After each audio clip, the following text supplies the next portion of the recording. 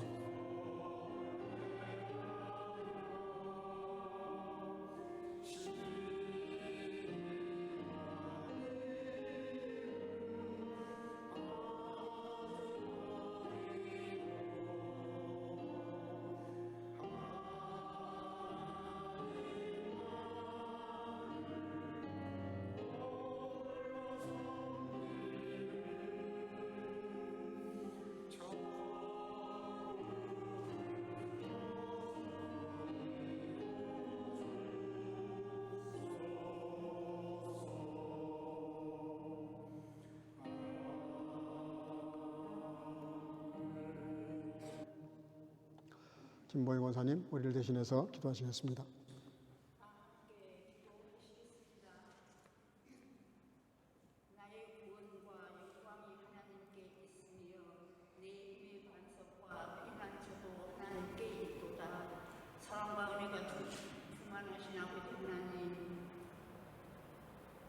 저희들을 주님의 몸 되신 교회에 초대해 주셔서 장미 예배 하나님께 올리게 하시는 은혜를 인하여 감사드립니다. 하나님께서는 자비가 풍성하시며 멀리 떠났던 자가 회개하고 돌아오면 언제라도 물리치지 아니하시고 영접해 주시는 그 은혜를 감사드립니다. 오늘도 잠잠히 연약한 인생을 사랑하시어 싸매주시는 은혜를 인하여 감사드립니다. 하나님 올 한 해를 선물로 저희들에게 주셔서 감사합니다. 저희들 성교교회가 예배 부흥을 체험하는 교회, 예배로 영혼을 살리는 교회, 예배로 삶을 성장하는 교회, 예배로 다음 세대를 세우는 교회, 예배로 전도와 선교하는 교회입니다. 이 목표를 놓고 힘써 십자가 군병들이 다 되기를 소망합니다. 하나님, 교회에서 흘러나오는 생수 말씀이 저희들에게 주님의 증거자가 되게 하옵시고, 말씀이 선포지는 모든 예배 우리 모두 함께 참여하여 안 밖으로 예배 부흥으로 역사하여 주시옵소서. 사랑하는 목사님께서 예배로 다음 세대를 세우는 교회라는 테마로 말씀 선포하시겠습니다. 예배자가 어떤 사람인가를 말씀 뜨거움과 기도로 교육해 주시는 은혜를 목사님께 진심으로 감사드립니다. 말씀을 선포하실 때 성령님께서 말씀하시는 영역을 실현하게 하여 주시옵소서. 목사님 가정에 하늘 땅의 양식 형제사랑 마음으로 물든 동산 넘치게 하시옵소서.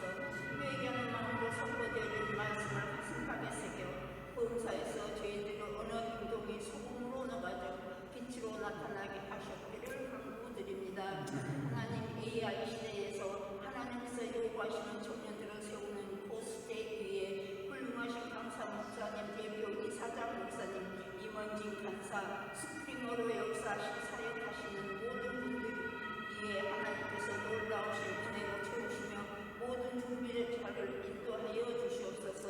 교회 성북교회의 장수회들을 기억하여 주옵시며 교육부, 어린생명 등 중고등부, 청년부, 작년에 이르기까지 목사님께서 전도사님들께서 선포되어지는 말씀으로 건강히 성장하는 우리 성도교회로 축복하여 주시옵소서. 오늘도 성가대의 찬양을 기쁘게 연락하여 주옵시고 그들의 범사가 하나님께서 계심으로 복되게 하시옵소서. 누군가는 주님을 최고봉이라 하셨습니다. 저희 신부들에게도 하나님께서 최고봉이 되어 주시옵소서. 한 사람 한 사람이 힘을 합하여 뭉치가 되면 기적도 일어나는 것처럼 갈라진 대한민국도 뭉치가 되어 안으로 올라남과 밖으로 압박을 잘 극복하여 선교한국, 당파싸움에 없는 한국으로 세워주시옵소서. 그리고 세계 평화를 저희들이 간절히 기도합니다. 죽은 자도 살리시는 하나님 이루어 주시옵소서. 영육으로 연약한 지체들을 회복시켜 강건케 하옵시기를 기도드립니다. 오늘은 또한 우리 사랑하는 목사님 사모님 생신입니다. 저희들에게 목사님을 담임 목사로 세워주시는 은혜를 진심으로 감사합니다. 언제나 마음 안에 쓰며 말씀이 계시는 곳에 함께할 수 있는 은혜를 허락해 주셔서 감사합니다. 목사님 가정을 충만한 은혜와 만복으로 함께하여 주시옵소서. 이 예배를 성삼위 하나님께 부탁드리옵고 사망에서 생명으로 옮겨주신 우리 구주 예수님 이름으로 기도 올려옵나이다. 아멘.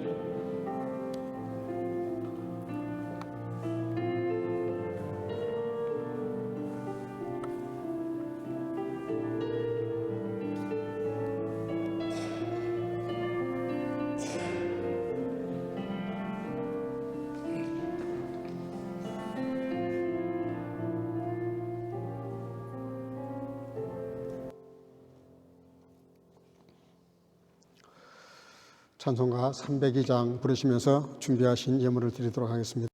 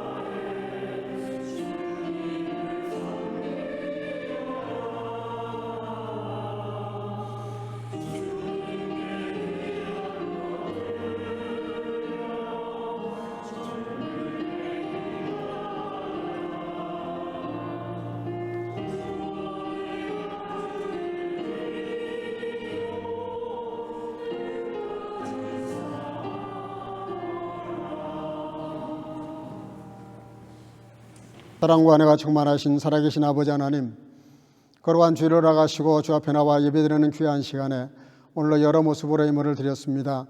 11조를 드리고 감사의 예물을 드리고 선교와 구제의 예물을 드리고 또 온라인으로 11조를 드리고 감사하는 주의 자녀들, 또 주령금을 드리는 주의 자녀들, 또 어린 생명들, 아버지 하나님 각자의 중심을 보시는 하나님께서 그 중심대로 놀랍도록 채우시고 흔들고 또 흔들어 채우시는 복으로 채우셔서 스스로 부유한 인생을 살 뿐만 아니라 많은 사람들을 부유하게 하고도 넘치는 삶을 살아가도록 저들 머리 위에 저들의 생애 속에 저들의 생업과 아버지 일터와 학업과 모든 삶의 여정 속에 함께해 주셔서 늘 하나님께서 축복하신 그 축복 가운데 믿음으로 살아가기에 부족함이 없도록 은혜 베풀어 주시기를 원합니다.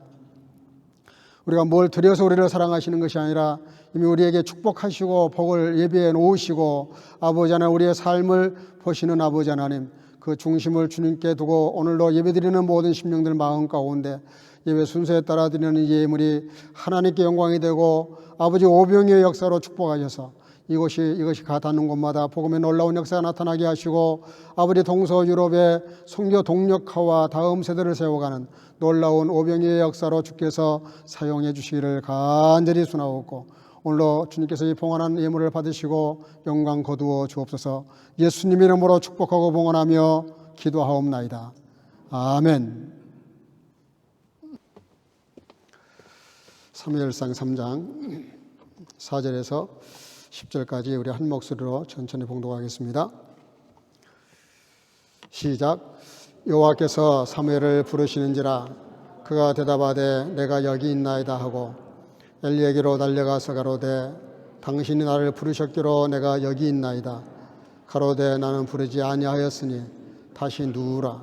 그가 가서 누웠더니 여호와께서 다시 사무엘을 부르시는지라 사무엘이 일어나서 엘리야에게로 가서 가로되 당신이 나를 부르셨기로 내가 여기 있나이다. 대답하되 내 아들아 내가 부르지 아니하였으니 다시 누우라 하니라. 사무엘이 아직 여호와를 알지 못하고 여호와의 말씀도 아직 그에게 나타나지 아니한 때라. 여호와께서 세 번째 사무엘을 부르시는지라 그가 일어나서 엘리에게로 가서 가로되 당신이 나를 부르셨기로 내가 여기 있나이다. 엘리야가 여호와께서 이 아이를 부르신 줄을 깨닫고 이에 이 사무엘에게 이르되 가서 누웠다가 그가 너를 부르거든 내가 말하기를 여호와의 말씀하옵소서 주의 종이 듣겠나이다 하라. 이에 사무엘이 가서 자기 초소에 넣으니라. 여호와께서 임하여 서서 전과 같이 사무엘아 사무엘아 부르시는지라. 사무엘이 가로되 말씀하옵소서 주의 종이 듣겠나이다. 아멘. 자리에 앉으시고 성가대 찬양을 통해서 영광 올리겠습니다.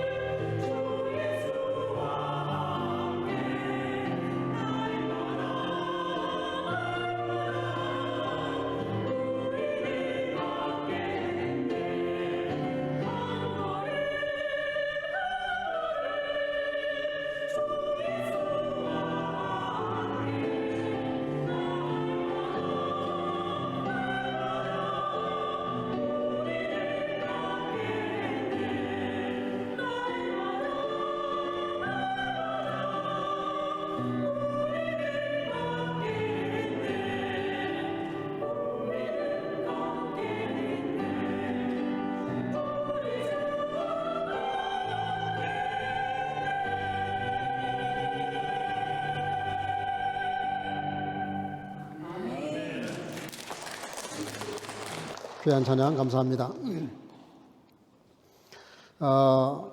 체코슬로바키아가 공산주의 치하에 있었을 때 요셉 케이버라고 하는 분이 있었다고 합니다. 이분의 어머니는 아주 독실한 크리스찬이었는데 그 어린 시절에 기차를 타고 3시간을 이동을 하는데 프라하까지 가는데 3시간 걸렸다고 합니다. 가서 한 주일에 한 번 드리는 예배였는데 그 2시간 30분 동안 예배를 드렸다고 합니다. 우리가 지금 1시간 한 15분 예배 드리는데요. 2시간 30분이니까 상당히 긴 시간을 예배를 드렸던 것 같습니다. 2시간 반 예배를 드리고 점심을 먹고 교제한 다음에 다시 3시간 동안 다시 집에 돌아오는 겁니다. 그러니까 8시간 반 정도를 순수하게 교제 시간까지 하면은 거의 9시간, 10시간을 주일날 교회에서 이렇게 예배 1시간을 위해서 그렇게 주일날 온전히 하루를 사용했다고 합니다. 근데 이분이 그런 심정으로 예배를 드리다 보니까 그 보통 예배를 드리는 게 아니에요. 그런 그 먼 시간 동안, 긴 시간 동안 교회를 오고 가고 하는 그런 과정에서 예배에 대한 그 집중도가 높아지고 그리고 그 시간이 얼마나 그분에게는 소중했는지 그 예배를 통해서 힘을 얻고 용기를 얻고 그래서 그런 그 어려운 가운데서도 독실한 그리스도인으로서 올바른 정치적인 길을 걸어서 그 사회에 그 나라에 크게 기여했다고 합니다. 시편 기자가 그런 고백을 하죠. 내가 여호와의 집에 올라가자고 할 때 기뻐했다. 우리 보통 여러분들 오늘 한번 생각해 보시기 바랍니다. 내가 주로 어디 가자 그럴 때 기뻐하는가? 교회 가자 그럴 때 혹시 짜증내고 있지는 않는가? 혹은 또 부담스럽지는 않는가? 정말 교회 가는 것이 기쁘고 즐거워야 될 텐데 여러분들 혹시 즐거운 마음이 없더라도 앞으로 교회 나오실 때 즐거운 마음으로 나오실 수 있기를 주 이름으로 축복합니다. 어디든 상관없어요. 기쁜 마음으로 가는 거기에 기쁨이 있고 행복이 있는 거죠. 그리고 그 간 곳에서 진짜 의미를 120% 만들어낼 수 있죠. 우리 교회 출신들 중에서 여러분이 계시는데 기억이 납니다. 지금도 보통 1시간 반, 2시간 거리에서 교회를 이렇게 왔다 갔다 했던 가정들이 여러 가정이 있습니다. 생각나는 가정들이 있지만 그 중에 한 자매, 이하영 자매라고 지금 한국 들어간 지 한 2년 됐는데요. 한국생명공학연구원에서 마지막 박사과정하고 여기서 석사까지 했으니까 그리고 박사과정하고 연구원으로 지금 근무를 하고 있는데 코트부스에서 여기까지 1시간 반 거리입니다. 근데 주일날은 뭐 한 번도 빠진 적이 없지만은 금요일날도 1시간 반 거리인데 굳이 여기까지 와서 예배 드리고 그리고 집에 가고 그렇게 했던 기억이 나고 제가 그 이사했다 그래서 한번 코트부스까지 신방을 간 적이 있습니다. 차를 타고 신방을 가는데 이렇게 먼 곳인가? 그런 느낌을 제가 받았어요. 한 번 신방 가는데도 상당히 먼 데 산다. 근데 이거를 매주일, 주일날, 금요일날 이렇게 온다는 게 쉬운 일이 아니죠. 엄청나게 힘든 일입니다.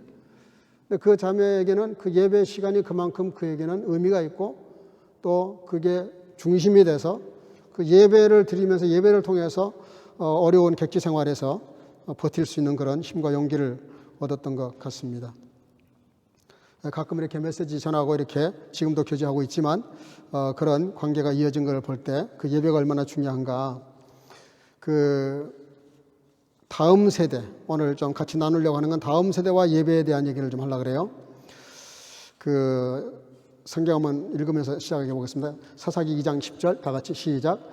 그 세대 사람도 다 그 열조에게로 돌아갔고 그 후에 일어난 다른 세대는 여호와를 알지 못하며 여호와께서 이스라엘을 위하여 행하신 일도 알지 못하였더라. 하나 더 보겠습니다. 2장 11절 이스라엘 자손이 여호와의 목전에 악을 행하며 바알들을 섬기며 애굽 땅에서 그들을 인도하여 내신 그 열조의 하나님 여호와를 버리고 다른 신 곧 그 사방에 있는 백성의 신뢰를 쫓아 그들에게 절하여 여호와를 진노케 하셨대. 아멘. 여러분들 굉장히 아주 극적인 말씀입니다. 1세대가 물론 가나안 땅 정복이라고 하는 엄청난 일 때문에 예배에 소홀할 수밖에 없었어요. 생명 걸고 자기들보다 훨씬 더 강한 민족, 가나안 7족속들은 전부 다 이렇게 거인들이었습니다. 그런 사람들과 상대로 전쟁한다는 게 녹록치 않았고, 그들은 이미 무장되어 있지만 이스라엘 사람들은 무장된 게 거의 없어요. 전쟁에 대해서 전술도 무기도 허약하기 짝이 없습니다. 그냥 상대적으로 얘기하면 게임이 안 되는 게임이에요.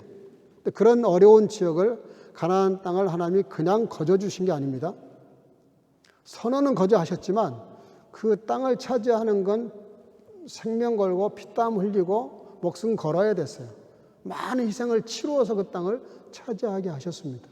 하나님이 우리가 신앙생활을 할 때 착각하는 것 중에 하나가 뭐냐면 은혜로 다 된다.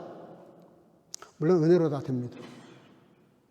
그렇지만 가만히 들여다보면 정말 피 터지는 싸움을 싸워야 그런 전투를 통해서 얻게 하셨어요.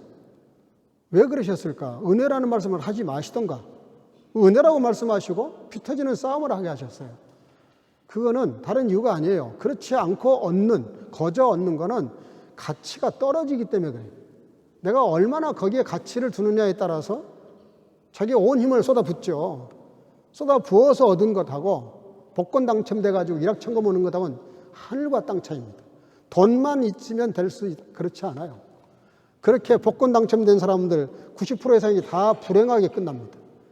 정말 피땀 흘려서 피 터지게 싸워서 그래서 성취한 것은 전혀 의미가 다릅니다. 오늘 그 이스라엘 자손들이 1세대가 그렇게 어렵게 힘들게 그 땅을 차지하다 보니까 할 수 없어요. 어쩔 수 없는 상황이 예배를, 제사를 도외시할 수밖에 없었어요. 예배드릴 시간이 없는 거예요. 당장 쳐들어가야 되는데 지금 작전해야 되는데 무슨 시간이 있고 무슨 여력이 있다고 제사를 드리겠냐고요. 어쩔 수 없는 상황이었어요. 그래서 어느 정도가 됐냐? 그 1세대가 다 죽고 2세대가 들어섰는데 예배를 안 드린다는 정도가 아니라 하나님 자체를 모르는 거예요. 하나님이 거기까지 인도하셨는데 하나님 명령 따라서 자기 어머니, 아버지가 이 땅을 피땀 흘려서 땅을 차지한 건데 그렇게 어렵게 신앙생활을 열심히 하고 믿음으로 싸워서 이겼는데 그래서 그 땅을 차지했는데 정작 그 땅을 차지하라고 말씀하신 원인 부여가 되어버린 거예요. 하나님을 모른다는 거예요. 이게 있을 수가 없는 일입니다. 아무리 바쁘고 그래도 물론 이해는 돼요.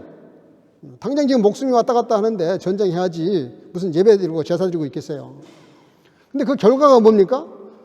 이스라엘 자손 그 2세대가 여호와를 알지 못하고 하신지는 더 모르고 그랬더니 10절에서 그렇게 말씀하시더니 11절 바로 그 다음 절이 뭡니까? 여호와 앞에서 악을 행하여 바알들을 섬겼다. 애굽 땅에서 그들을 인도하여 내신 그 열조의 하나님 여호와를 버렸다는 말이 참 중요해요. 다른 신, 곧 그 사방에 있는 백성의 신들을 쫓아 그들에게 절하여 여호와를 진노하게 했다. 여기 살고 있는 2세들에게 늘 그런 고민이 따르죠. 독일에 태어났으니까 독일 문화가 자연스럽게 스며들었어요. 뭐 특별히 그렇게 할 필요가 없어요. 그냥 자연스럽게 2세대들은 독일 문화 속에서 태어났고 자랐습니다. 근데 이스라엘 백성들은 조금 입장이 달라요. 그들과 싸웠잖아요. 전쟁을 했잖아요. 전쟁을 한 그 개근어, 적군의 문화를 받아들여서 그 문화로 완전히 화해서 자기들의 조상, 어머니 아버지가 믿었던 하나님을 버렸다는 말이 참, 그래서 제가 수요일이고 금요일이고 성경 공부할 때마다 그런 얘기 자주 한 적이 있습니다.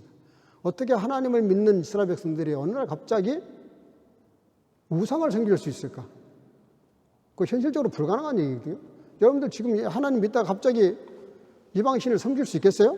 그거 불가능합니다. 어떻게 그렇게 배도를 할 수 있어요? 그럴 수 없어요. 적어도 하나님을 믿던 사람들이 우상을 섬길 때는 그런 과정이 있어요. 점점 예배에 관심이 떨어지고 기도에 관심이 떨어지고 말씀에 관심이 떨어지고 점점 교회와 멀어지면서 그래서 서서히 세속 문화에 젖어들어가기 시작하고 그것이 심취되다 보면 내가 언제 그리스도인이었나 그런 생각 들 정도로 세상에 빠지게 돼 있어요. 거기서 더 나가야 우상 숭배가 되는 거죠. 여러분들 신앙이 자동적으로 되는 게 아닙니다. 여러분들이 지금 우리 2세들 자녀들이 자동적으로 가만히 놔둬도 그리스도인이 되는 게 절대로 아닙니다. 그냥 놔두면 이 나라 문화에 젖어들 수밖에 없고 세속 문화에 젖어 들어갈 수밖에 없어요. 지금 여러분들 자녀들이 교회 와서 예배드리고 말씀을 이렇게 배운다는 게 이게 얼마나 엄청난 일인지를 여러분들이 실감을 아직 못 하실 텐데 이스라엘 백성들을 보면 알 수 있어요.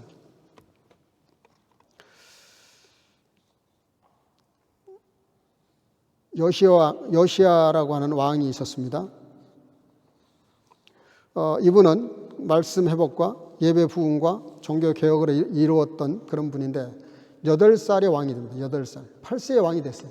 아버지가 돌아가시니까 대를 이어서 왕이 됐습니다. 8살 먹은 사람이 뭘 할 수 있겠어요? 근데 놀라운 거는 18살, 8년차 됐을 때 왕이 되고 8년차 됐을 때 완전히 그의 삶이 바뀌기 시작합니다. 16세가 됐을 때 한번 볼까요? 역대하 34장 3절 다 같이 시작. 오히려 어렸을 때 곧 위에 있는 지 8년에 그 조상 다윗의 하나님을 비로소 구하고 12년에 유다와 예루살렘을 비로소 정결케 하여 그 산당과 아세라 목상들과 아로 새긴 우상들과 부어 만든 우상들을 제하여 버리매 놀라운 일이 벌어집니다. 8살 먹은 어린애가 왕이 됐어요. 얼마나 기가 막힌 일입니까? 우리나라 조선 역사에도 그런 일이 있었죠. 근데 왕이 된 지 8년이 지났는데 16살, 요즘 말로 하면 18살인데 18살이 우리 중고등부 아이들입니다. 근데 18살 먹은 이 요시야 왕이 엄청난 일을 합니다. 그때 다윗의 하나님을 구했다는 거예요. 여호와를 찾았다는 겁니다. 그냥 가르침 받는 게 아니라 찾았다는 거예요. 그리고 12년에 4년 지난 다음에는 유다와 예루살렘을 비로소 정결케 했다. 20살 먹은 청년이 온 이스라엘을 개혁을 하는 거예요. 그리고 산당과 아세라 목상들과 아로 새긴 우상들을 다 부셔버렸다. 제했다. 종교 개혁을 한 겁니다. 어떻게 해서 이게 가능했을까? 다시 한번 보겠습니다. 열왕기하 22장 8절 시작. 대제사장 힐기야가 서기관 사반에게 이르되 내가 여호와의 성전에서 율법책을 발견하였노라. 10절 또 10절 시작. 또 왕에게 고하여 가로되 제사장 힐기야가 내게 책을 주도이다 하고 왕의 앞에서 읽음에 왕이 율법책을 말을 듣자 곧 그 옷을 찢으니라. 아멘. 여러분, 이 어린 왕이 8년차 됐을 때 여호와를 구했다는 거예요. 그리고 4년 더 지나니까 20살이 되니까 종교 개혁을 일으킵니다. 모든 나라 안에 있는 우상들을 다 때려 부셔버린 겁니다. 그리고 여기 또 보니까 율법책, 힐기야가 성전에서 율법책을 찾아냈다. 이게 뭘 말하죠? 아무리 성전이 크고 했다 하더라도 율법책을, 제사장이 율법책을 끼고 살아야 되는데 성전에서 율법책을 무슨 창고에서 끄집어냈다는 거예요. 뒤지다가 보니까, 청소하다가 보니까 율법책이 거기 있다는 것을 알았다는 거예요. 그 두루마기를 힐기야가 찾아가지고 서기관 사반에게 줬더니 사반이 요시야 왕 앞에서 읽었다는 거예요. 참 기가 막힌 사건을 기록하고 있습니다. 힐기야라고 하는 제사장 때문에 율법책을 찾아내서 다시 제사가 시작된 것에 대해서는 감사할 일이긴 한데 얼마나 그때 그 시대가 하나님에 대해서 무관심하고 성전에 대해서 무관심했는지를 알 수 있어요. 어쨌든 그런 과정을 통해서 힐기야와 서기관 사반을 통해서 요시야 왕이 종교 교육을 요즘 받은 것이죠. 성경 공부를 하고 예배를 시작하게 된 겁니다. 무슨 얘기 하려고 그러냐면 하나님 말씀을 교회에서 어린 아이들에게 가르치는 것이 얼마나 중요한지를 알게 하는 거예요. 그러니까 요시야 왕이 그냥 종교 개혁을 하고 그냥 뭘 한 게 아니에요. 힐기야라고 하는 제사장이 있고 서기관 사반이 그에게 말씀 교육을 열심히 한 겁니다. 잘 가르친 거예요. 그랬더니 그 성경 교육을 받고 이 요시야 왕이 비록 젊은 어린 나이지만 나라를 새롭게 만들더라는 거예요. 정치하는 사람들 뭐 70, 60이 넘어가도 그렇게 하기 쉽지 않거든요. 개혁을 한다는 것, 특별히 종교 개혁을 한다는 것은 이게 목숨 걸지 않으면 절대로 못하는 일입니다. 마틴 루터가 종교 개혁을 할 때 생각해봐요. 뭐 말씀대로 살자는데 그게 뭐가 틀린 말이에요. 얼마나 좋은 말이에요. 제가 아는 우리 합동 속해 있는 그 충영교회라고 하는 교회가 있는데, 이 교회는 그 전임자가 우리 교회에 와서 부흥회도 했습니다. 김창희 목사님이라고. 근데 그 교회에 그 새로운 목사님이 들어서 가지고 목회를 하는데, 그 담장 하나 부신 것 때문에 교회가 대싸움이 벌어집니다. 그 목사님 생각은 다른 게 아니에요. 교회가 무슨 담장이 필요하냐? 담을 헐자. 그 담을 헐자. 그리고 또 그 앞에다가 큰 바위에다가 이렇게 성경 구절을 써놨는데, 이것도 우상이 될 수 있으니까 이것도 치우자. 그 치워도 그만이고 있어도 그만인데, 그게 뭐 그 대단한 일이라고 교회가 그 야단 법석이 일어나고 문제가 터집니까? 개혁한다는 게 보통 어려운 일이 아니란 얘기 하는 거예요. 근데 이 젊은 어린 나이 20살 먹은 이 요시야 왕이 어떻게 이렇게 할 수 있었을까? 하나님 말씀을 읽혀 들었다는 거예요. 그래서 여러분들, 교회에서 가정에서 성경 교육을 하고 예배를 드린다는 게 얼마나 중요한지 모릅니다. 여러분들, 이 교회 교육이 얼마나 중요한지 몰라요.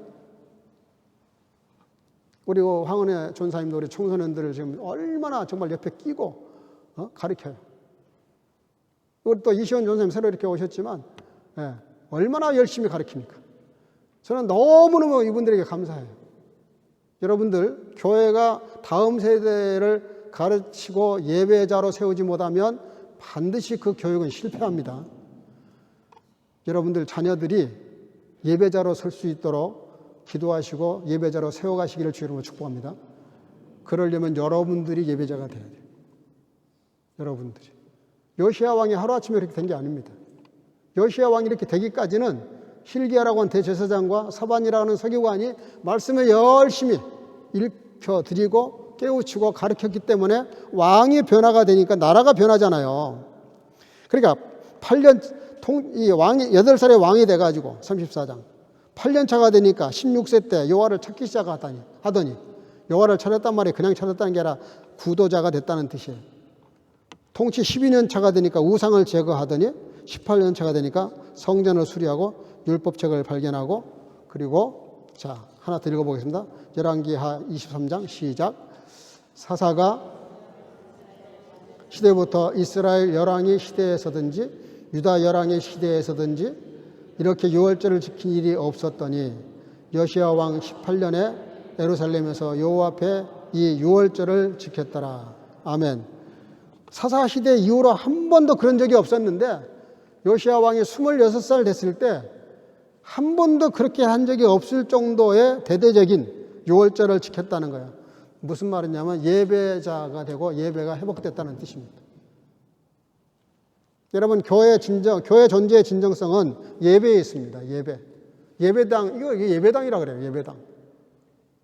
교회는 에클레시아, 주를 나의 구주라고 고백한 사람들이 모인 곳이 교회라면, 예배당은 뭐예요? 예배 드리는 곳입니다. 예배 드리는 곳. 우리가 교회에서 많은 봉사도 해야 되고 사역도 해야 되고 선교도 해야 되고 전도도 해야 되고 많은 비전과 환상을 가지고 일을 해야 돼요. 그러나 그러기 전에 먼저 할 게 뭐냐? 예배자가 돼야 되고 예배 드려야 됩니다. 아멘. 예배자가 돼야 돼요. 예배자로 서지 못하면 다른 모든 것들이 의미가 다 사라집니다. 우상 숭배의 반대가 예배자가 되는 겁니다. 예배자가 안 되니까, 예배자로 서지를 못하니까 다른 것에 자꾸 관심이 가게 되고, 그 다른 것이라는 게 다른 게 아니에요.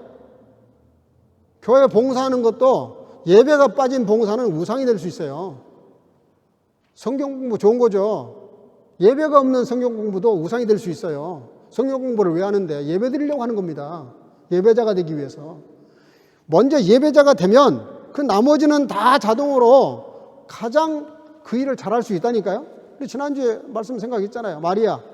마르다. 얼마나 마르다가 교회에 필요한데요. 예? 마르다 없이 어떻게 교회가 돌아갑니까? 근데 마르다가 되기 전에 마리아가 돼야 된다니까. 진정한 예배자가 되니까 얼마나 큰 헌신과 얼마나 예수님의 십자가의 죽음까지 준비하는 그런 여인이 되잖아요. 그런 멋진 정말 하나님께 쓰임받는 사람이 되잖아요. 여러분, 다윗도 어린 시절, 목동 시절에 골리앗과 싸워서 이기잖아요. 그가 뭐라 그래요? 싸움쟁이가 아니에요. 다윗이 전쟁 연습 많이 하고 곰을 때려잡고 뭐 사자를 때려잡았기 때문에 골리앗을 이긴 게 아닙니다. 그가 뭐라 그래요? 너는 칼과 창으로지만 나는 만군의 여호와 이름으로 나간다. 이게 뭐예요? 예배자가 됐다는 뜻입니다. 예배자로 나간 거예요. 예배자로. 하나님의 자녀로 나간 겁니다. 어린 시절 목동 시절에 그렇게 골리앗과 싸워서 이길 수 있었던 것도 그가 예배자였기 때문에 그런 거예요. 디모데후서 1장, 2장, 3장에 보면 디모데에 대해서 나오는데요. 그 아버지는 헬라 사람이에요. 신앙인이 아니에요. 어머니가 유대인이고 할머니가 로이스, 외조모 로이스, 어머니 유니게, 그리고 디모데 이렇게 이어지는데요. 그 환경이 반반이었어요. 아버지는 믿지 않는 이방인이고 엄마는 믿는 사람이고. 그런데도 외조모 할머니부터 시작해서 외할머니 그리고 어머니 유니게 그리고 디모데에 이렇게 이르기까지 신실한 예배자로 세워지기 시작합니다. 디모데후서 3장 15절에 보면 이렇게 말해요. 내가 어려서부터 성경을 알았나니. 할렐루야. 어려서부터 성경을 알았다는 말은 가정 예배를 열심히 드렸다는 뜻입니다. 말씀을 열심히 가르쳤다는 거예요. 교회 가서만 가르친 게 아니라 집에서도 그랬다는 거예요. 유아기 때부터 말씀을 반복적으로 읽고 듣고 예배 드린 거예요. 지식이 아니라 말씀으로 만들어진 거예요. 그러니까 가정 예배가 잘 되니까 나중에 어떻게 돼요? 바울 사도를 만나가지고 내 믿음의 아들이라는 말을 듣게 됩니다. 그리고 바울 사도가 자기 후계자로 생각할 정도로 그 다음 세대를 세우는 주인공이 돼요. 여러분들, 예배는 절대로 나중에 하면 안 됩니다. 예배는 예배 시간에 예배를 드려야 되는 겁니다. 예배보다 더 중요한 게 교회에 없어요. 예배보다 더 중요한 건 다 그게 우상되기 쉽습니다. 결국은 디모데가 가정에서부터 할머니, 외할머니, 그리고 어머니 그 디모데가 배우고 익혀서 어렸을 때부터 말씀을 부모에게 들었던 그 말씀들, 교회 교육만 갖고 안 되는 이유가 교회는 일주일에 한 번 오잖아요, 아이들이. 그리고 일주일 내내 집에서 아이들이 부모와 같이 있잖아요. 그 어머니, 아버지가 어떻게 신앙생활 하느냐에 따라서 그 아이의 신앙적인 삶이 결정납니다. 근데 디모데는 전형적으로 가정 교육이 잘 된, 가정 예배가 잘 이루어지고 있는, 가정에서 말씀 교육이 잘 이루어지고 있는 그런 아이였던 거죠. 그래서 바울 사도의 친아들 같은 후계자가 된 거죠. 시편 122편 1절 사람이 말하기를 여호와의 집에 올라가자 할 때 내가 기뻐했다는 말을 처음에 시작할 때 말씀드렸는데 80년대 말 구소련, 소련이 붕괴되기 전에 지하교회를 한 선교사님이 방문을 했대요. 지하교회를 이렇게 정말 은밀하게 찾아 들어갔는데 거기 가니까 예배를 드리는데 예배에 약간 늦어가지고 시작된 다음에 들어갔대요. 그래서 들어가는데 찬송이 들려야 되고 기도가 들려야 되고 설교가 들려야 되는데 성도들이 그냥 울고 있는 거예요. 그래서 선교사님이 너무 이 상황이 당황스러운 거예요. 예배 시간에 찾아갔는데 나중에 이제 찬송도 부르고 기도도 하고 말씀도 듣는데 찬송을 부르는데 찬송이 아니라 그냥 우는 소리야, 우는 소리. 그 낡은 풍금 소리에 맞춰서 찬송을 부르는데 다 울면서 찬송을 불러요. 찬송이 잘 안 될 정도예요. 기도를 드리는데도 그냥 기도를 못하고 그냥 눈물로 거의 통곡하다시피 기도를 하는 거예요. 설교를 하는데 설교자가 말을 잘 이어가지 못할 정도예요.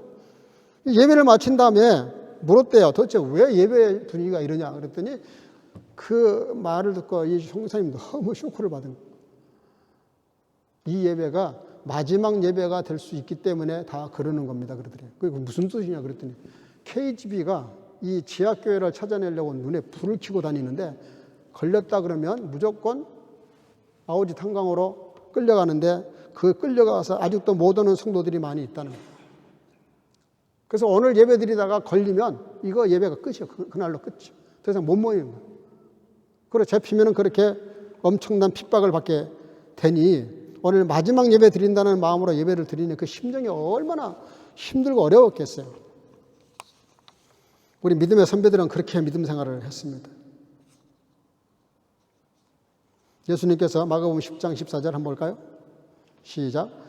예수께서 보시고 분이 여겨 이르시되 어린아이들이 내게 오는 것을 용납하고 금하지 말라. 하나님의 나라가 이런 자의 것이니라. 아멘. 예수님께서 말씀하신 거예요. 우리 어린아이들이 예배자로 서야 될 것을 말씀하십니다. 예수님께 오는 게 예배잖아요. 교회에 오는 것이 예수님께 오는 거거든요. 그거를 제자들이 말리니까 예수님 화를 내셨어요. 너무 분하게 생각하셨어요.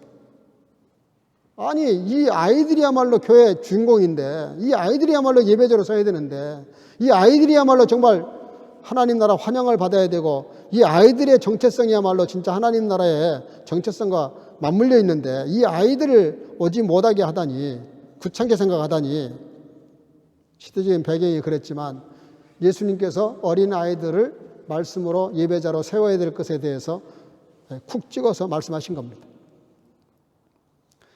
오늘 본문 말씀을 통해서 몇 가지, 사무엘상 1장, 2장, 3장인데요.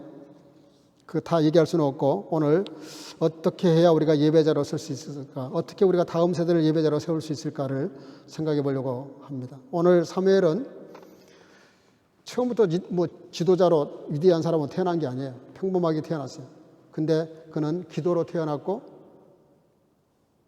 성전에서 예배자로 태어났고, 예배 처소에서 기도하다가 응답받았고, 예배 처소에서 자랐고, 예배 가운데 하나님의 음성을 듣게 됩니다.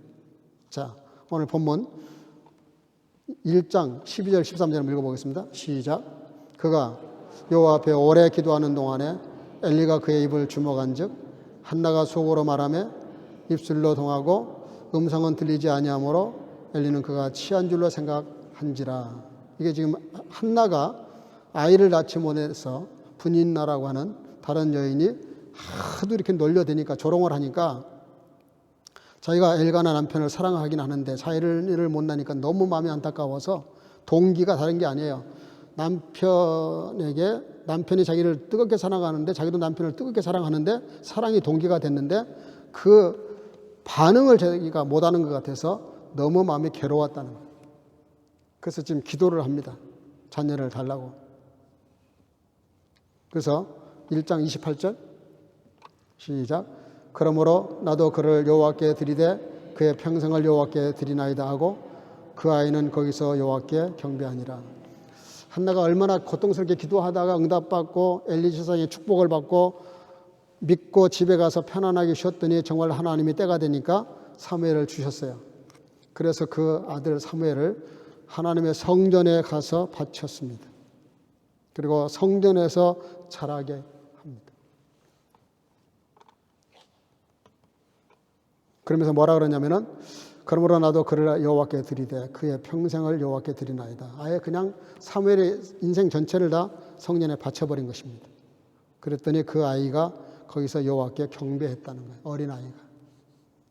예배보다 더 강한 어투가 경배입니다. 경배. 예배도 예배지만 예배에 극대화시켜놓으면 그게 경배가 돼요. 그래서 찬양과 경배라는 말을 쓰는데 우리가 예배의 성격은 사실 찬양과 경배였습니다. 그 예배가 커지고 깊어지면 찬양과 경배의 수준까지 올라가는 거죠. 여러분들, 사무엘은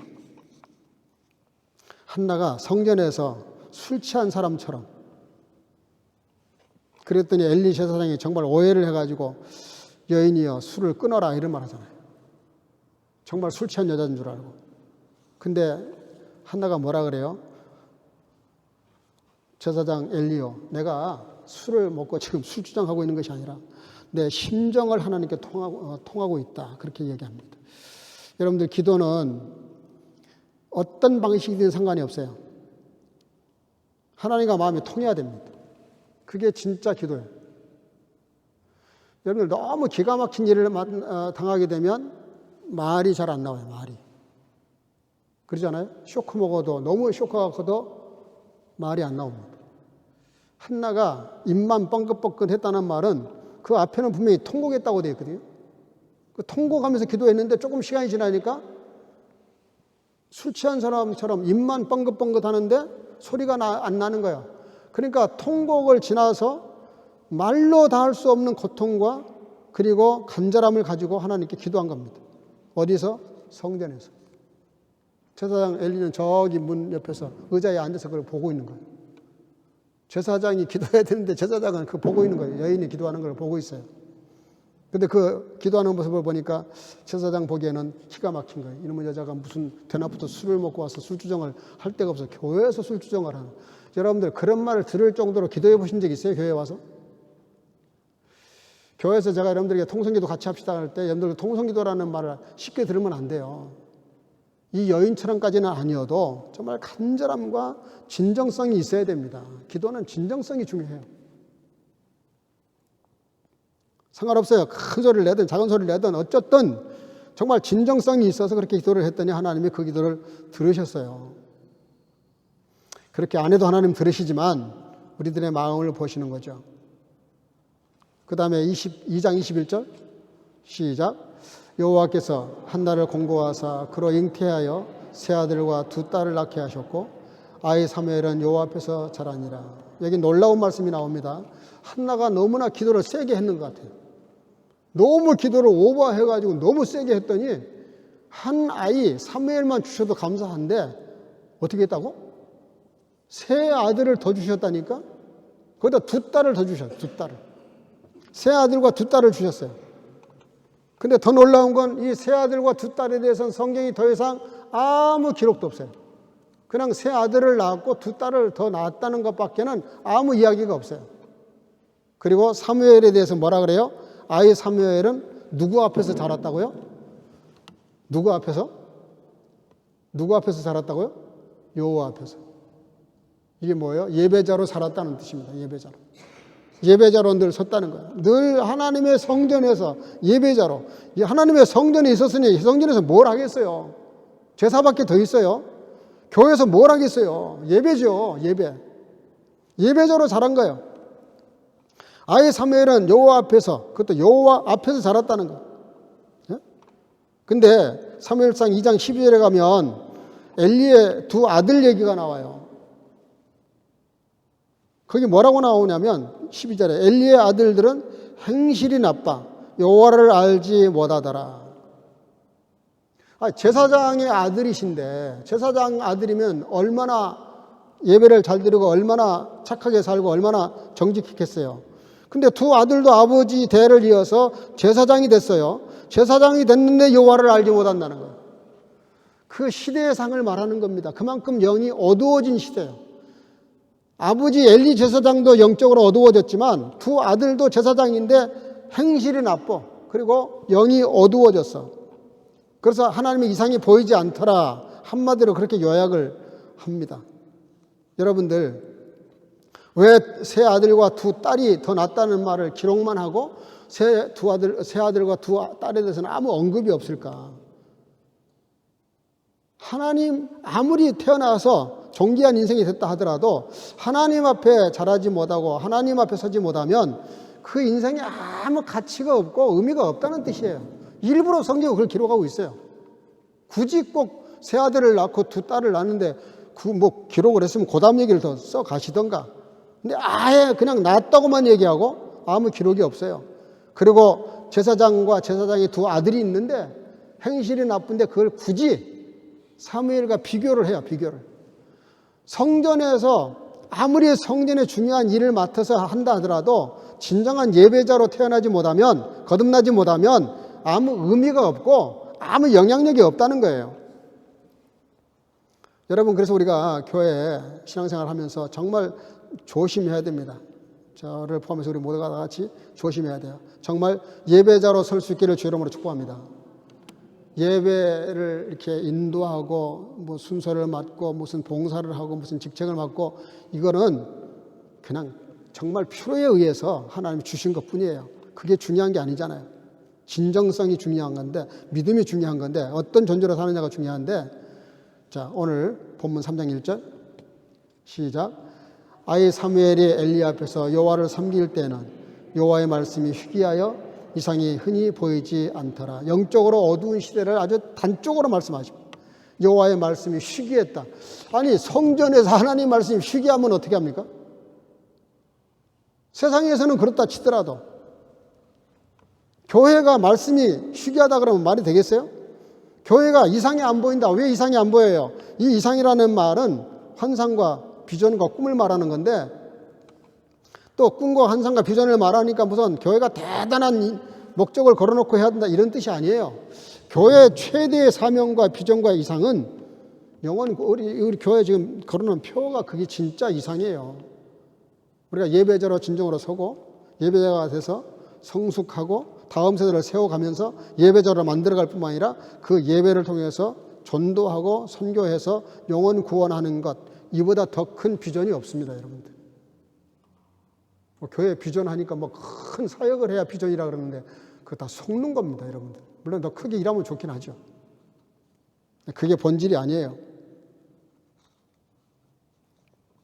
자, 본문 10절 한번 보겠습니다. 시작. 여호와께서 임하여 서서 전과 같이 사무엘아 사무엘아 부르시는지라. 사무엘이 가로되 말씀하옵소서 주의 종이 듣겠나이다. 여기 보니까 하나님이 다른 때는 사무엘아 그렇게 부르셨는데 이번에는 사무엘아 사무엘아 다급하게 2번을 부르셨어요. 왜 2번을 부르시고 다급하게 부르셨을까? 급하다는 뜻이에요. 시대가 하도 엄악하니까. 너무 어두운 세상이 돼서 너무 중요하다는 거예요. 내가 너를 믿고 신뢰하기 때문에 너를 부른다는 거예요. 근데 엘리 제사장은 착각을 합니다. 이게 하나님의 음성이 아니라 사무엘도 착각하고 엘리 제사장도 그걸 깨닫지를 못해요. 미처. 3번째 이런 일이 벌어지니까 엘리 제사장이 경험상 체험상 알게 돼요. 근데 사무엘이 엘리의 음성으로 착각을 합니다. 예배자로 자랐음에도 불구하고 영적으로 아직도 아둔한 것이 있는 거예요. 그래서 우리가 말씀 교육을 받아야 된다는 거죠. 근데 여기 말씀하옵소서 주의 종이 듣겠나이다 그렇게 번역이 되어 있는데요. 언어에는 그렇게 되어 있지 않습니다. 또 독일어 성경도 그렇게 번역하지 않았어요. 독일어 성경이 이렇게 되어 있습니다. Und der Herr rief Samuel, er aber antwortete siehe, hier bin ich. 우리나라 말에는 주의 말씀하옵소서 주의 종이 듣겠나이다 이렇게 되어 있지만 말씀하옵소서 보세요. 보세요라는 말을 한국말 번역에서는 빠져 있어요. 보세요. 지혜 보세요. Here bin ich. 내가 여기 있습니다. 하나님 앞에 자신을 보라고 이렇게 하나님 제가 여기 있어요. 저를 보세요. 그리고 말씀하세요. 이렇게 말하고 있습니다. 전혀 다른 얘기입니다. 예배자로 선다는 건 뭐냐? 아이들을 예배자로 세운다는 게 뭐냐? 여러분들도 예배자로 선다는 게 뭐냐? 따라합시다. 나를 있는 그대로 보여드리는 거다. 예배는 나를 하나님께 보여드리는 겁니다. 나를 보세요라고 말할 수 있어야 돼. 나를 보세요. 뭐 자신만만하니까가 아니라 내 모습 이대로 내가 여기 있습니다. 나를 보세요.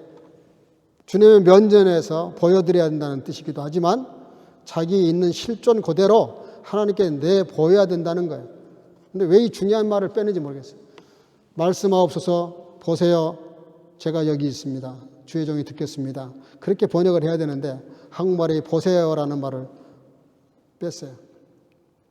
여러분 예배 부흥이라는 거 예배자가 되고 예배자로 선다는 말이 무슨 뜻이냐면 나를 하나님 앞에 늘 보여드리는 겁니다.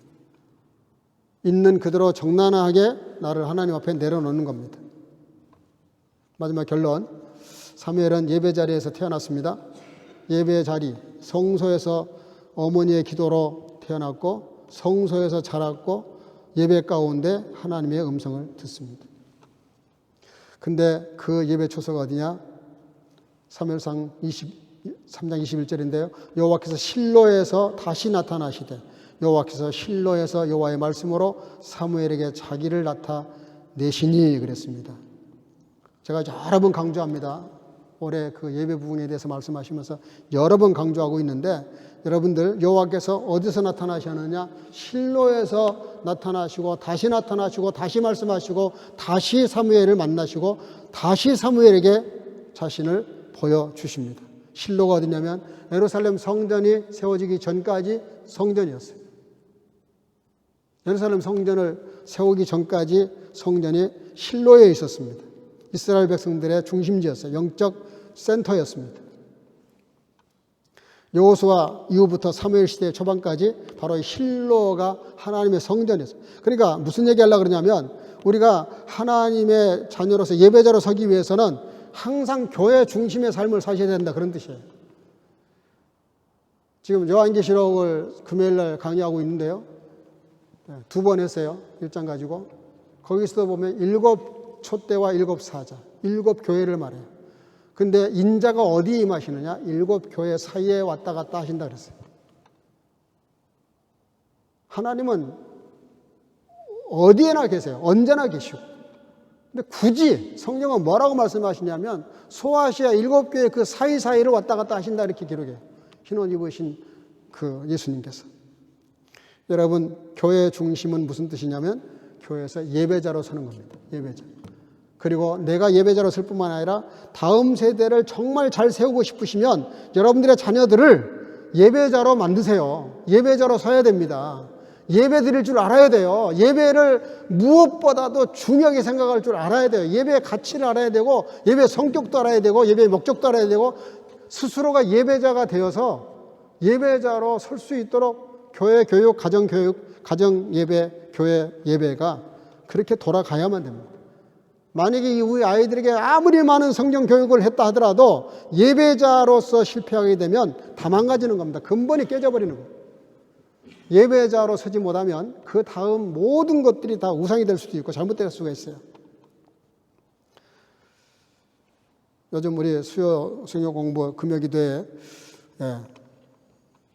작년보다는 더 많은 숫자가 이렇게 들어오고 있는데요.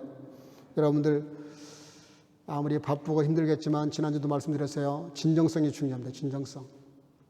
내가 정말 그걸 가치를 두게 되면 다 제끼고 그 시간에 들어옵니다. 이걸 무시하는 거예요. 우습게 생각하는 거예요. 다음에도 기회가 있으니까. 그렇지 않아요. 그건 내 생각이고요. 여호와의 성막이 있었던 것이고 언약궤가 안치된 것이고 이스라엘 하나님께서 제사하고 말씀을 구하던 중심지가 바로 실로입니다. 바로 그 실로에서 하나님께서 사무엘에게 나타나셔서 말씀하시고 보여주시고 또 사명을 부여하셨어요. 다음 세대를 세우는 교회는 어떤 교회냐? 먼저 부모가 예배자가 되는 겁니다. 그리고 가정에서 교회에서 예배자로 세우는 거예요. 그리고 다음 세대가 하나님 앞에 자신을 내어 보이고 예배드리는 가운데 음성을 듣도록 돕는 교회, 그 일을 잘 감당하는 교회.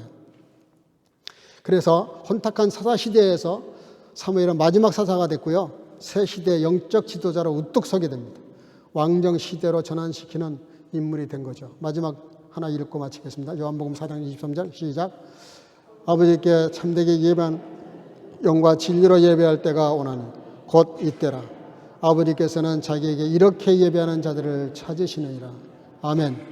여러분, 우리가 아무리 다른 거 다 잘하고 충성해도 하나님이 멀리하고 나 너 몰라, 가까이 오지 마, 이럴 수 있어요. 그런데 다른 거는 모르겠지만 확실한 거 하나가 뭐예요? 자기에게 이렇게 예배하는 자. 이렇게가 뭐예요? 진정성. 영과 진리로 진정성 있게 예배하는 사람은 하나님이 찾으신다고요. 하나님이 찾으시는 저와 여러분들 되시기를 주의 이름으로 축복합니다. 그래야 되지 않겠어요? 하나님이 나를 찾으시는 우리가 돼야지. 하나님이 내가 가까이 가려고 했더니 가까이 오지 마, 잃어버리면 어떻게 할 겁니까? 하나님이 찾으시는 자가 누구냐? 지금 여기 앉아있는 저와 여러분들이에요. 예배하는 자. 예배자로 설 때 하나님이 그를 찾으세요. 왜? 상 주시려고, 축복하시려고, 은혜 주시려고, 그의 소원을 들어주시려고, 하나님의 사람으로 살아가도록 만드시기 위해서. 오늘 우리 예배가 성전에서 기도했던 한나의 기도가 되기를, 그리고 3일이 성장해서 하나님의 음성을 들었던 예배자, 그런 다음 세대를 세우는 예배자로 설 수 있는 저와 여러분들 되시기를 주의 이름으로 축복합니다. 이 시간에 우리 청년분 나와서 찬양 준비하시고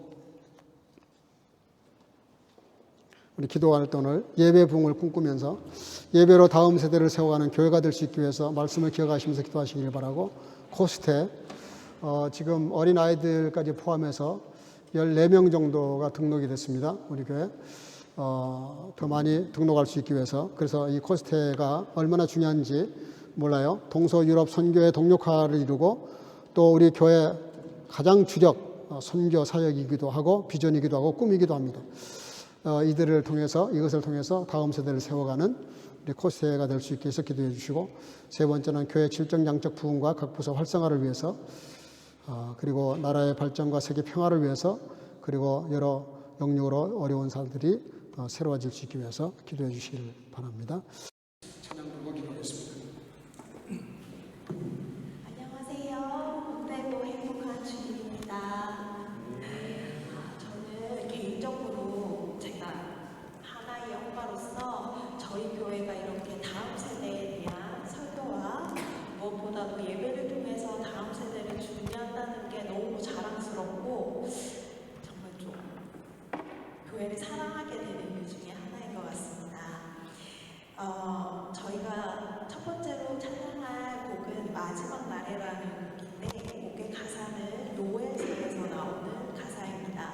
제가 말씀을 묵상하면서 노엘서에는 자녀들, 청년들, 그리고 아비, 모든 자들에게, 모든 세대들에게 하나님께서 성령을 반드시 부어주신다는 내용이 나오거든요. 저희 교회가 이런 교회가 되기를 마치 환상을 본 것처럼 제가 확신하면서 이 곡을 선택했습니다. 선포하는 마음으로 저희 교회 모든 아이들부터 장년, 청년, 그리고 우리 권사님, 장로님들까지 성령으로 예배드리는 그날을 선포하면서 찬양하겠습니다.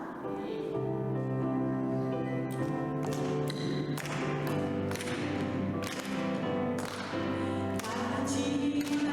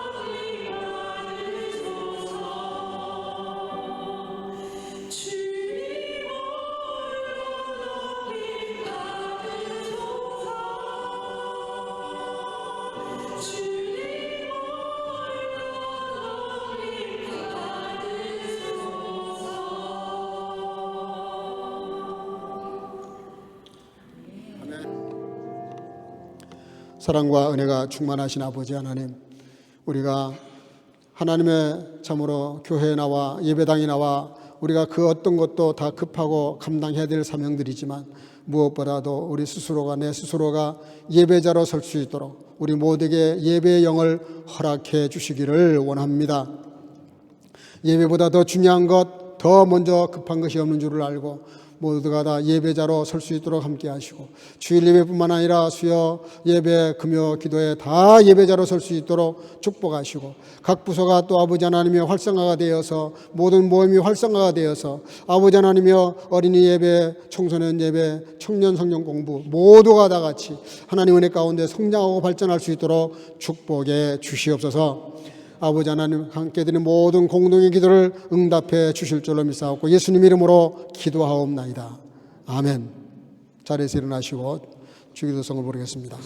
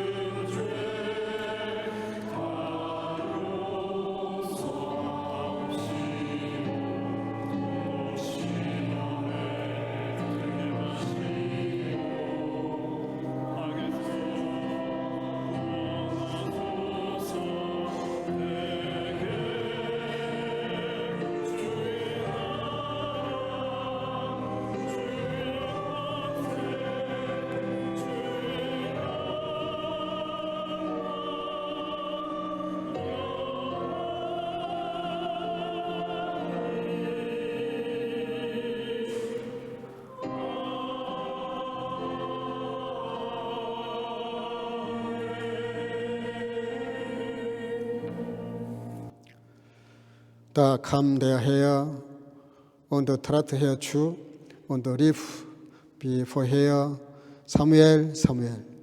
Und Samuel sprach, rede, denn dein Knecht hört. Die Gnade unseres Herrn Jesus Christus und die Liebe Gottes und die Gemeinschaft des Heiligen Geistes sei mit euch allen. 아멘. 여호와께서 임하여 서서 전과 같이 사무엘아 사무엘아 부르시는지라 사무엘이 가로되 말씀하옵소서 주의 종이 듣겠나이다. 이제는 우리 구주 예수 그리스도의 놀라우신 은혜와 아버지 하나님의 극진하신 사랑하심과 성령의 동의로 충만케 하심이 예배 부흥을 통해 다음 세대가 희미해져가는 예배 영성을 살려낼 뿐만 아니라 진정한 예배자로 서게 해서 시대를 분별하고 하나님의 꿈과 비전을 이루어가도록 우리가 먼저 예배자로 서기를 마음속에 결단하고 돌아가는 여기 모인 성교가족과 주의 지체들과 영상으로 예배하는 주의 자녀들 머리 위에 여러분부터 영원토록 함께 있을지어다. 아멘.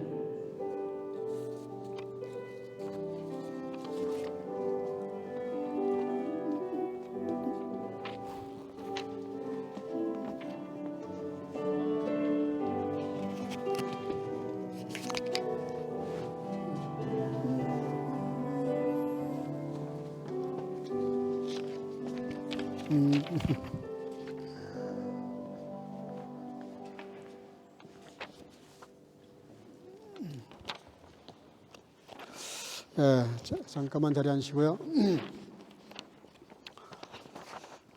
오늘 이렇게 제가 카드를 받았네요. 교회 왔더니 목사님 생일 뭐죠? 예? 생일 축하합니다. 유나가 이렇게 생일 카드를 만들어 왔어요. 또 좀 있으니까 아까 우리 또 리온이가 오더니 저한테 할 말이 있다고 심각하게 그래서 뭔가 이렇게 들었더니 해피 버스데이 하면서 예, 영어로 그것도 저한테 생일 축하해 줬어요. 너무 감사하고. 난 집에서 우리 손녀딸한테 카드 받긴 했는데 교회 와서 카드 받을 줄 몰랐네요. 예, 너무 감사합니다. 우리 아이들 너무 잘 자라서 고맙습니다.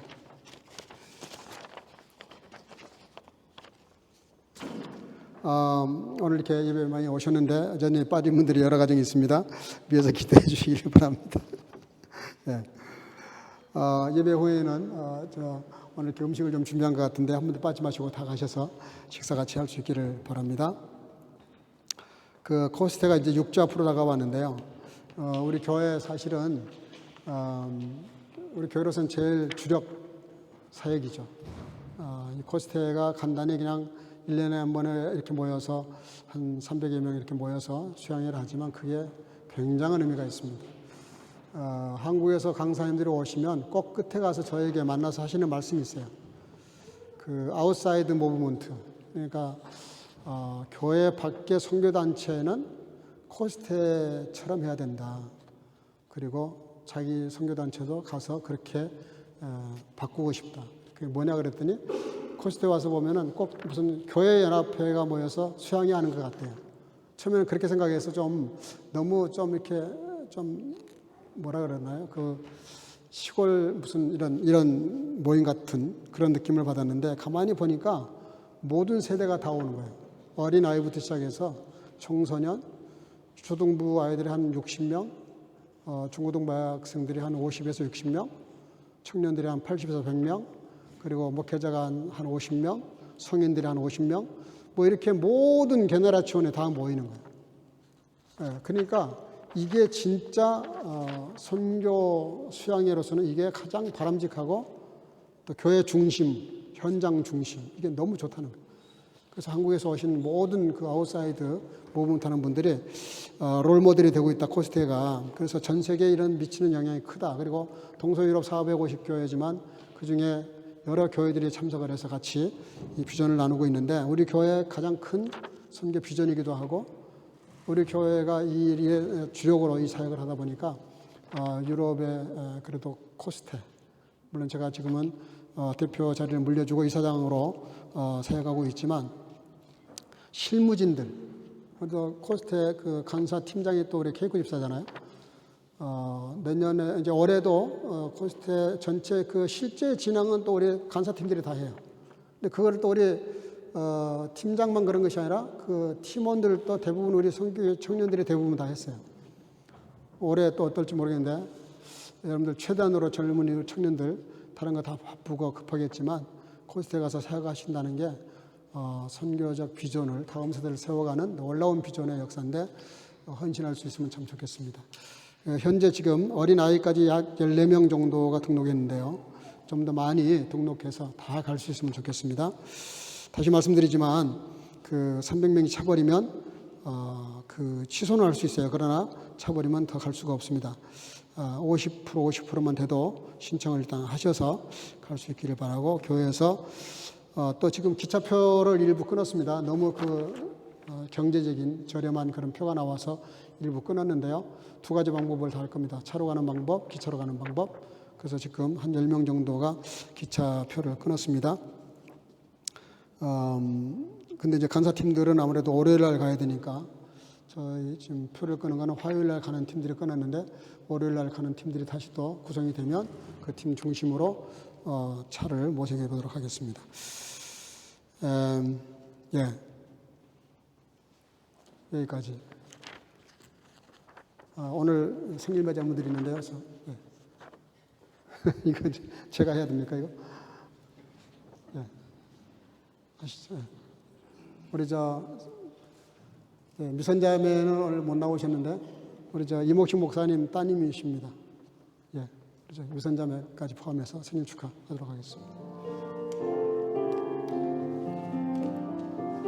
예. 내요 당신을 보내신 당에 일하시는 하나님 사랑해요 당신의 있는 모습 그대로 축복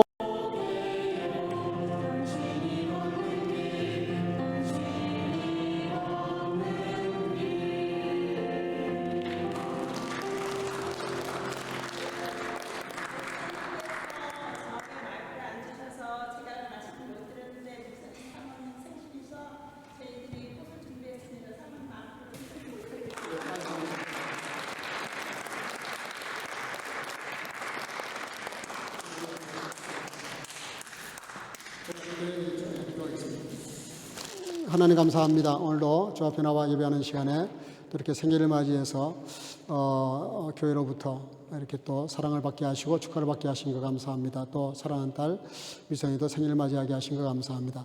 하나님, 참으로 지금까지도 함께 하신 하나님 감사하지만 장래도 함께 하셔서 하나님과 사람 앞에 존귀하고 영육으로 강건하고 행복하고 귀한 사역들을 잘 믿음으로 감당할 수 있도록 부족한 종과 사랑하는 딸과 또 귀한 딸에게도 함께 해주셔서 귀한 사명 잘 감당하도록 축복해 주실 줄로 믿사옵고, 오늘 예배 마치고 같이 교제 나눌 때 하나님께서 여러 가지로 섬기는 그 손길들을 축복하셔서 교제의 시간이 풍성해질 수 있도록 함께 해 주실 줄로 믿사옵고 예수님의 이름으로 축복하고 기도하옵나이다. 아멘.